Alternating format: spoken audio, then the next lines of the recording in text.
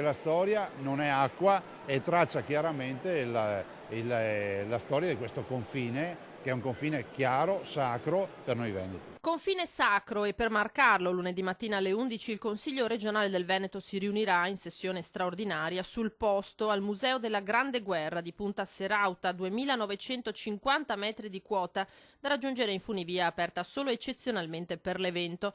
Appuntamento per la partenza alle 10 con i consiglieri leghisti che si presenteranno compatti, quelli del Partito Democratico che potrebbero decidere di non farsi vedere, mentre dovrebbero essere presenti i 5 Stelle, seppure con scarsa convinzione sul provvedimento da discutere e approvare, la mozione che affida alla Giunta il compito di far rispettare il protocollo d'intesa firmato dai governatori nel 2002 che fissa la divisione del ghiacciaio, attribuito invece in toto lo scorso maggio da un parere dell'Agenzia del Territorio al Trentino. Noi non siamo guerrafondai, veniamo dalla storia della Repubblica Veneta, 1100 anni di storia e più, mai andati a far casini in giro per il mondo, ma pacificatori, gente che guarda con pragmaticità le cose. Noi non vogliamo far muro contro muro con i trentini, però dal 1778 è chiaro che nel ghiacciaio sono fissati i confini. E fin qui la storia, ma in questa battaglia c'entra ben altro, secondo il governatore. Il ghiacciaio finché non era produttivo non interessava a nessuno. Adesso il ghiacciaio